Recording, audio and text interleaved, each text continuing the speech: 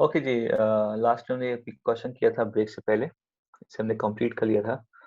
But मैं इसको check कर रहा था, तो इसका हमने पार्ट बी जो है, इसका पार्ट बी जो है, आई थिंक हमने उसको गलत सॉल्व किया है। उसको दोबारा देख लें, क्योंकि मैं चेक कर रहा था इसको अभी, तो बाकी तो सब सही है। तो पार्ट बी हमारा थोड़ा सा गलत हो गया, उसको हम दोबारा देख लें, ठीक है? क्योंकि अब लेक्चर तो रिकॉर्ड हो गया है, बट अब आप इसको सही कर लीजिएगा।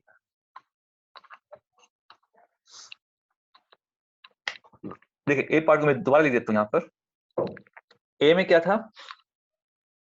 All are of same suit, ठीक है? और उसका हमने आंसर कुछ इस तरह से लिखा था कि जैसे स्पेड है, इसमें से हमने 4 कार्ड ड्रॉ किए, और हार्ट में से 4 कार्ड, और क्लब में से 4 कार्ड, और डायमंड में से 4 कार्ड। तो हमने इसका आंसर जो है 13C4 का आंसर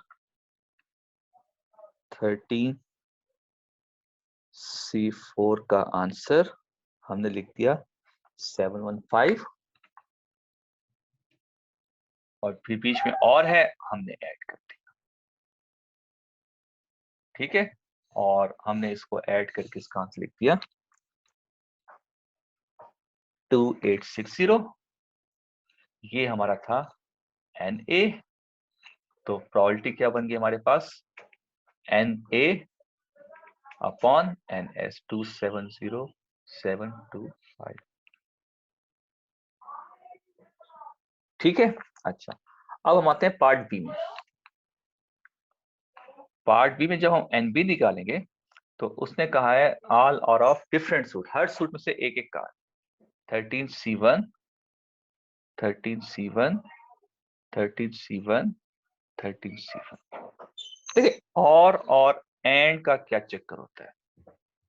एक तो मैंने आपसे ये कहा कि जहां पे और आएगा हमने उसको ऐड करना है, और जहां पे ऐड आएगा हम उसको मल्टीप्लाई करेंगे। तो हमने इसको यहाँ पर मल्टीप्लाई करना था, हम इनको ऐड कर बैठे। अच्छा, एंड क्यों आ रहा है और क्यों आ रहा है, इसका कंसेप्ट देख लें आप। मतलब all are of same suit, all are of different suit. Same suit में हमने और लिखा है, डिफरेंट सूट में हमने एंड लिखा है। क्यों? और जहां पे एंड होता है हम वहां पे मल्टीप्लाई करते हैं, जहां पे और होता है उसको हम ऐड करते हैं। तो यहाँ पे हमने ऐड क्यों किया, यहाँ पे क्यों नहीं ऐड किया, या यहाँ पर क्यों मल्टीप्लाई कर रहे हैं और यहाँ पे क्यों नहीं मल्टीप्लाई किया? अब हमारा क्वेश्चन ये है, तो इस कंसेप्ट को जरा गौर से समझिएगा। देखिए, यहाँ पे उसने कहा है all are of same suit, मतलब चारों कार्ड एक ही सूट के अंदर से होंगे। तो हमने कितने कार्ड ड्रॉ करने थे? 4 कार्ड। तो चारों के चारों यहाँ पे कंप्लीट हो गए ना, ये हमारा एक्सपेरिमेंट कंप्लीट हो गया। 4 कार्ड ड्रॉ करने थे ना, चारों कार्ड ड्रॉ हो गए। अब और से हम नेक्स्ट ऑप्शन में जाएंगे, दोबारा 4 कार्ड ड्रॉ करेंगे, दोबारा 4 कार्ड ड्रॉ करेंगे, दोबारा 4 कार्ड ड्रॉ करेंगे, ठीक है? हमारा एक एक्सपेरिमेंट कंप्लीट हो गया, हमारा 4 कार्ड ड्रॉ हो गए। अब हम वापस 4 कार्ड ड्रॉ कर रहे हैं, वापस वापस, बीच में और आएगा। हमने 4 कार्ड ड्रॉ करने थे, अभी हमने एक कार्ड ड्रॉ किया है, बाकी कार्ड ड्रॉ नहीं किए। अब यहाँ पे और नहीं आएगा, अब यहाँ पे एंड आएगा, ठीक है? ये कॉन्सेप्ट था जो मुझे आपको देना था, और इसके रिस्पेक्ट से हमने बी पार्ट का आंसर गलत कर दिया। यहाँ पे हमारे 4 कार्ड ड्रॉ हो चुके हैं, ठीक है? डायमंड में से सपोज, अब क्योंकि उसने कहा सेम सूट, किसी सूट का नाम नहीं लिखा हुआ, अब हम डायमंड के खुद निकालेंगे, क्लब के खुद निकालेंगे, स्पैड के खुद निकालेंगे, हार्ट के खुद निकालेंगे। और चारों एक ही सूट में से हैं, चारों हार्ट, चारों स्पैड, चारों क्लब, चारों डायमंड। क्योंकि 4 कार्ड ड्रॉ करने से 4 कार्ड हमारे ड्रॉ हो गए हैं, अब हम दूसरे 4 कार्ड ड्रॉ करने जा रहे हैं, फिर हम तीसरे 4 कार्ड ड्रॉ करने जा रहे हैं, फिर हम चौथे 4 कार्ड ड्रॉ करने जा रहे हैं, बीच में और रहेगा। हमारा एक एक्सपेरिमेंट कंप्लीट हो गया है 4 कार्ड का। यहाँ पर हमारा एक कार्ड अभी तक ड्रॉ हुआ है, 4 कार्ड ड्रॉ नहीं हुए। 4 कार्ड इन सबको मिला के कंप्लीट होगा, बीच में और नहीं आएगा, एंड आएगा, ठीक है? जब तक हमारे चारों कार्ड कंप्लीट नहीं हो जाते, हम बीच में एंड लिखेंगे। हमारे 4 कार्ड कंप्लीट हो गए, बीच में और, फिर 4 कार्ड कंप्लीट हो गए, बीच में और। हमारे अभी 4 कार्ड कंप्लीट हुए, 1 1 1 1, अब 4 कार्ड कंप्लीट हुए हैं। तो इनको मिलाने के लिए हम और यूज नहीं करेंगे, इनको मिलाने के लिए हम एंड यूज करेंगे। तो 13C1 का आंसर 13 होता है, 13C1 का आंसर 13 होता है, 13C1 का आंसर 13 होता है। इन सबको एंड है तो मल्टीप्लाई, तो 13 की पावर 4, 13 की पावर 4 ले लें आप।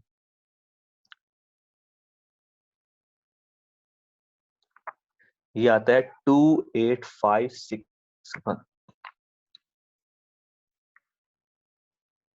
तो यहाँ पे आएगा 2856।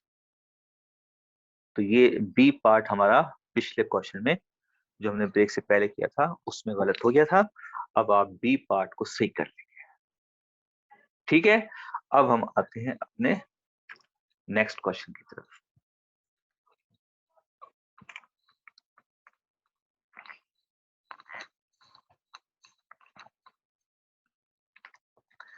Now we have given a box. A box contains 6 red ball, 4 green ball, and 3 are blue. Wait a minute, I am coming.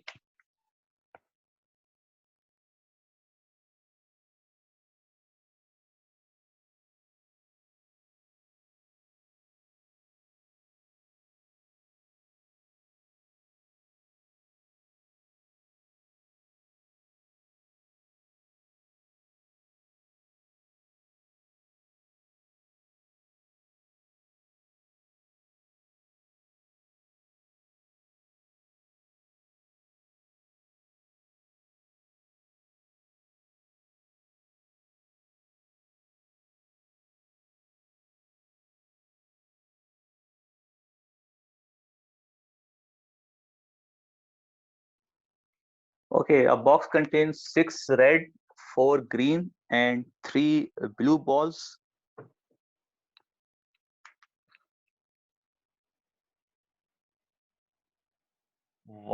पहले हम 1 बॉल का करते हैं, फिर हम एक से ज्यादा बॉल का करेंगे। 1 ball is drawn,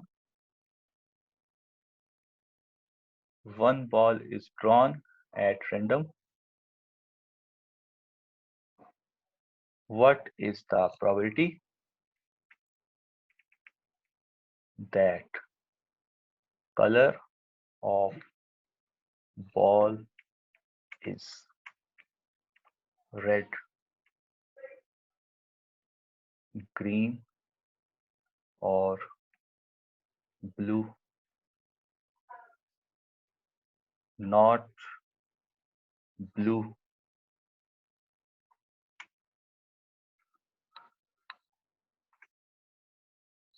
neither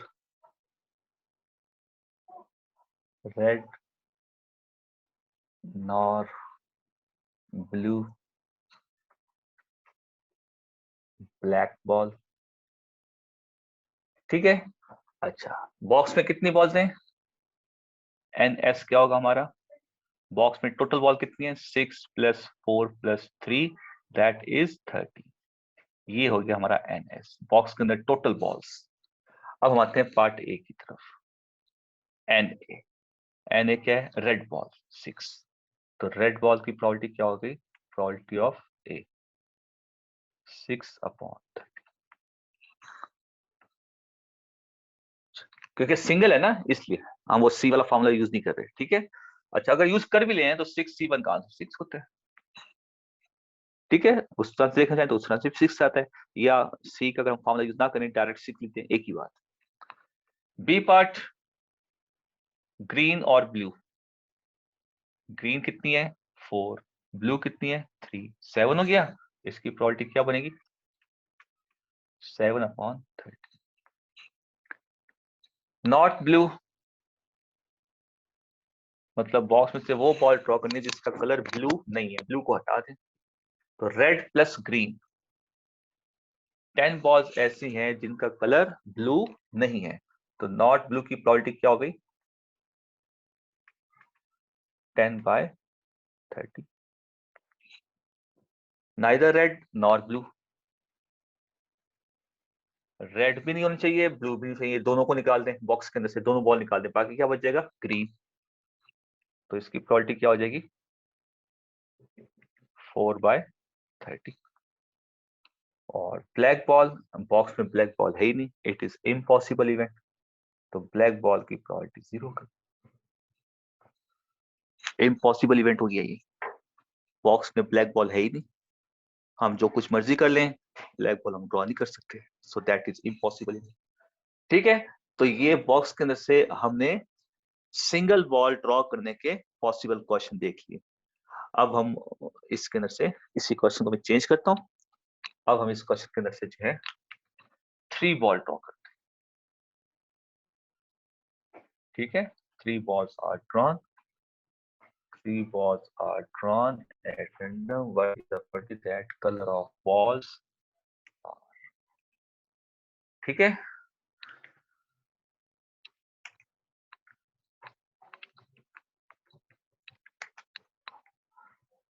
A part, all are of red.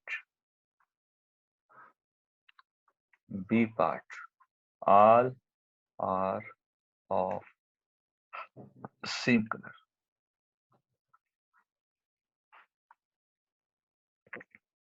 All are of different color.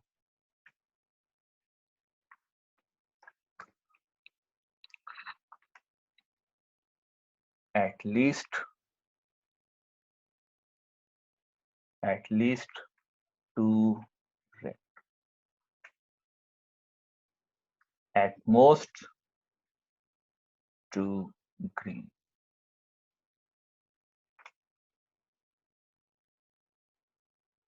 ठीक है, ऑल हो गया और सेम कलर हो गया, डिफरेंट हो गया, एटलीस्ट आ गया, एटमोस्ट आ गया।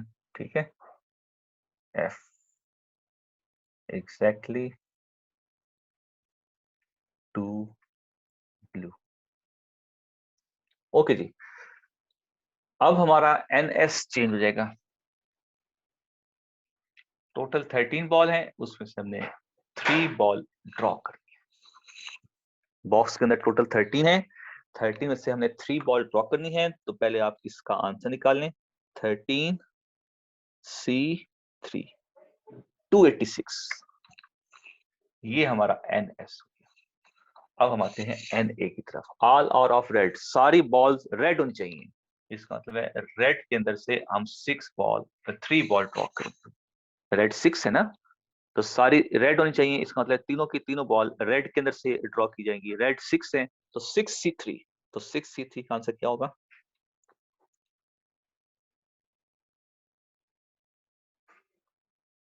20।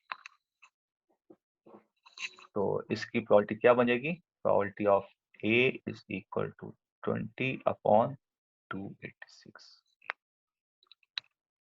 बी में आएंगे, all are of same colour, तीनों एक ही कलर की हो, मतलब रेड तीनों। अब देखिए तीनों बॉल ड्रॉ हो गई, हमारा एक एक्सपेरिमेंट कंप्लीट हो गया। अब हम और के साथ इसको मिलाएंगे। ठीक है, और का मतलब क्या हो गया, मैं अब डायरेक्ट लिख रहा हूं, प्लस सारी ग्रीन होनी चाहिए 4C3, प्लस सारी ब्लू हो 3C3, तो 6C3 का आंसर हो गया 20, 4C3 का आंसर 4 होता है, 3C3 का आंसर 1 होता है, 25। तो इसकी प्रोबेबिलिटी हो गई, probability of B is equal to 25/286।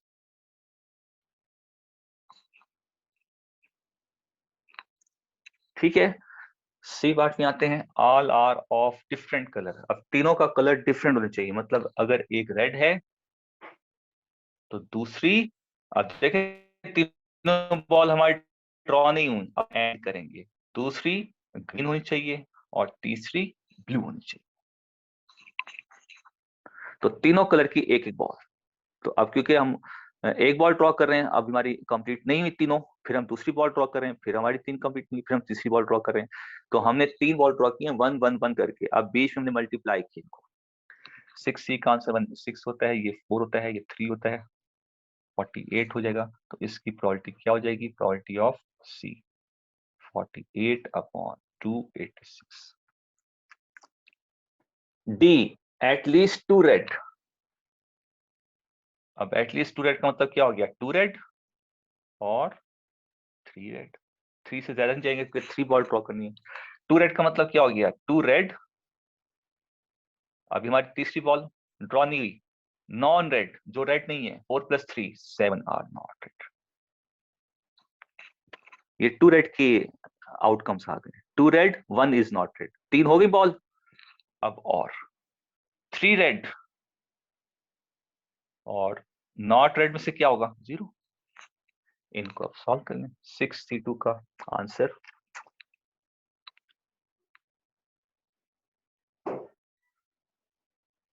15 आ गया।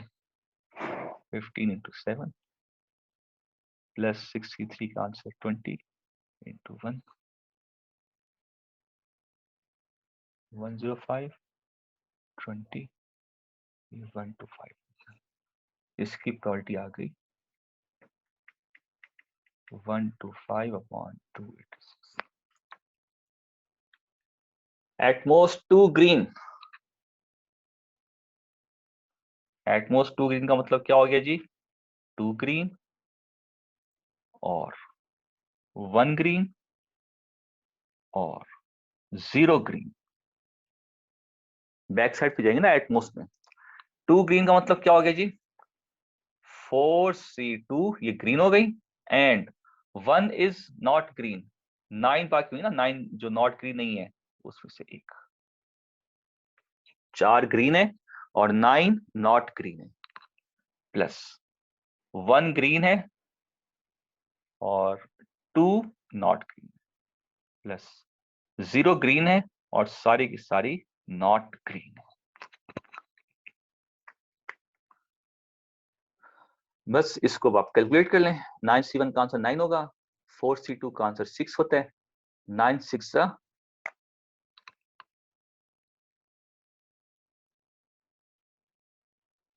54। 4C1 का आंसर 4 होता है। 9C2 का आंसर निकालें। 9C2 का आंसर 36 हो गया। 4C1 का आंसर 4 होता है। इसको 4 से मल्टीप्लाई करते हैं 144।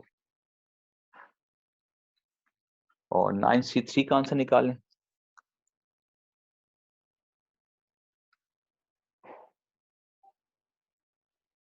9C3 का आंसर 84 आ गया और होल डिवाइड बाय 286।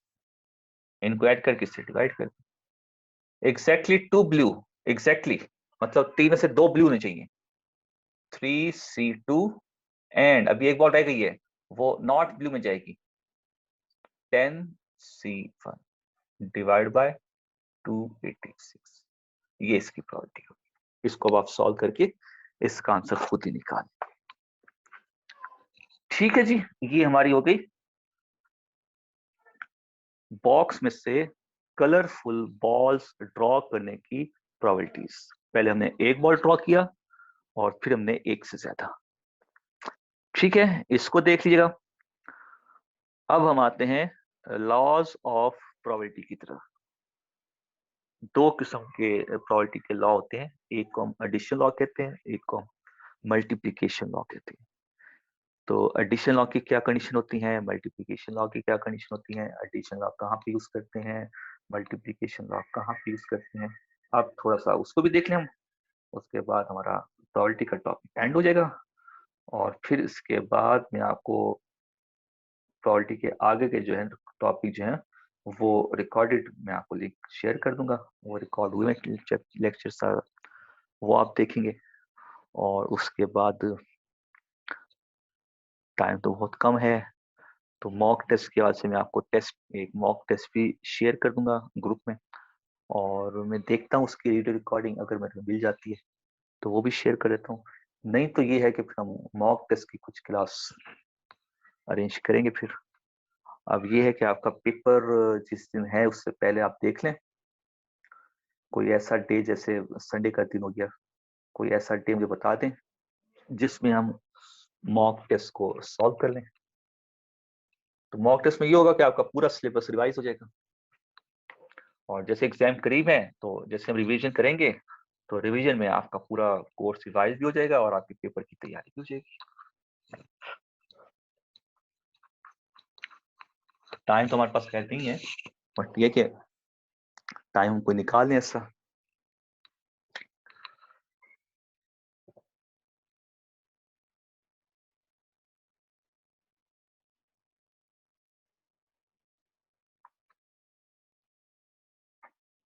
दो किस्म के हमारे पास प्रोबेबिलिटीज के लॉ होते हैं। एक होता है हमारे पास addition law,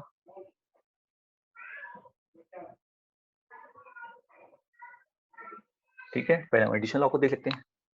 late A and B are any two events, then addition law of A and B is denoted by A और B, A यूनियन B, ठीक है। ये हमारी नोटेशन होती है एडिशन लॉ की। अगर वो आपसे probability of A union B पूछे या वो आपसे पूछे प्रोबेबिलिटी ऑफ A और B, तो यूनियन और, ठीक है, और या यूनियन, इन दोनों का मतलब होता है एडिशन। इन दोनों में से कोई एक चीज भी आपको नजर आ जाए किसी भी क्वेश्चन के अंदर तो आप समझिए मुझे यहाँ पे एडिशन लॉ यूज करना है, ठीक है। And is defined as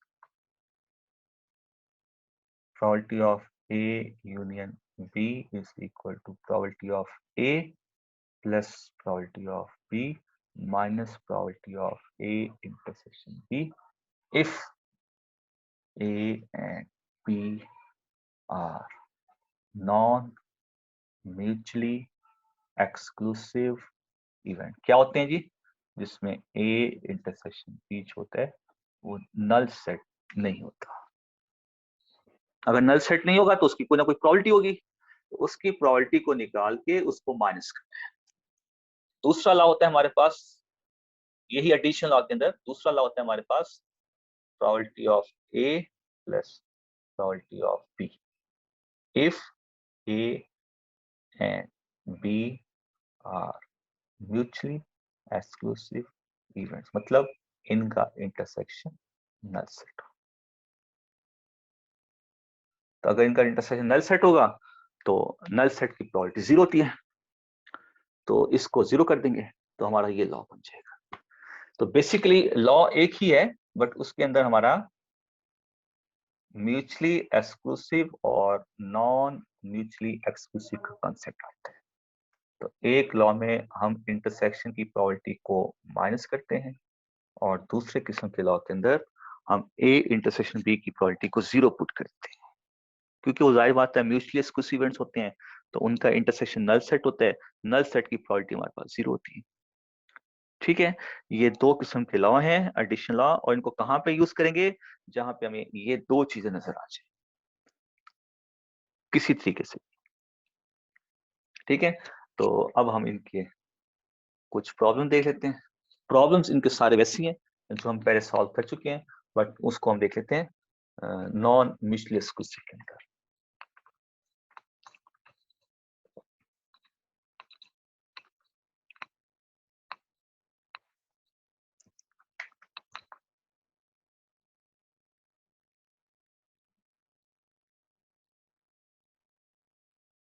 From a deck of 52 cards,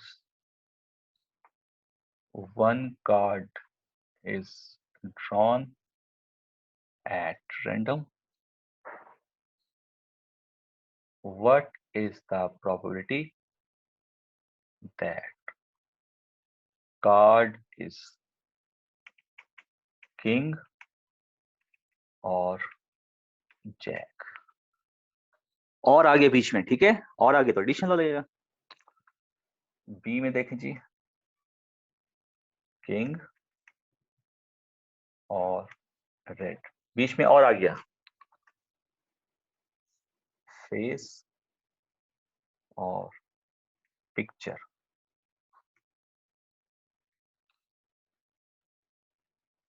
diamond और ब्लैक कार्ड।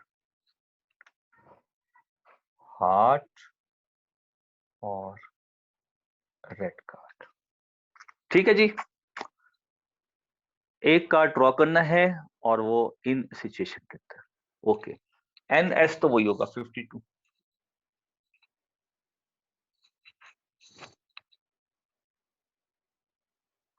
NS 52 हो गया।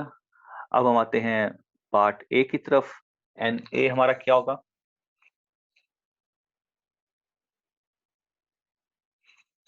कार्ड इज किंग और जैक। किंग के कितने कार्ड होते हैं जी? 4। और NB की तरफ आते हैं, जैक के कितने कार्ड होते हैं? 4। A इंटरसेक्शन B की तरफ आते हैं, किंग और जैक में कोई चीज कॉमन नहीं होती। म्यूचुअली एक्सक्लूसिव वाला फॉर्मूला यूज करेंगे। Probability of A union B is equal to 4/52। King की प्रोबेबिलिटी हो गई 4/52, जैक की प्रोबेबिलिटी हो गई 8/52। इसका आंसर आ गया। किंग और रेड बी पार्ट में आते हैं। NA हमारा किंग हो गया, NB हमारा रेड हो गया, और NA इंटरसेक्शन B। किंग और रेड का इंटरसेक्शन क्या होगा? ऐसे कार्ड जो किंग के भी हो और उनका कलर रेड हो। 2 कार्ड ऐसे होते हैं रेड के अंदर जो किंग की होती है। तो किंग और रेड का इंटरसेक्शन 2 आ गया। अब हम इसकी प्रोबेबिलिटी निकाल लेते हैं। A union B, red king card की प्रोबेबिलिटी 4/52, रेड कार्ड की प्रोबेबिलिटी 26/52 माइनस 2/52। तो ये हो गया आपके पास 28/52।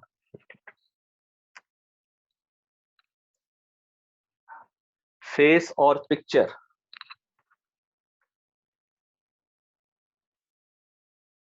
तो NA क्या हो गया हमारे पास? फेस का 12 होते हैं, NB हमारे पास हो गया 16, और इन दोनों का इंटरसेक्शन 12 होता है।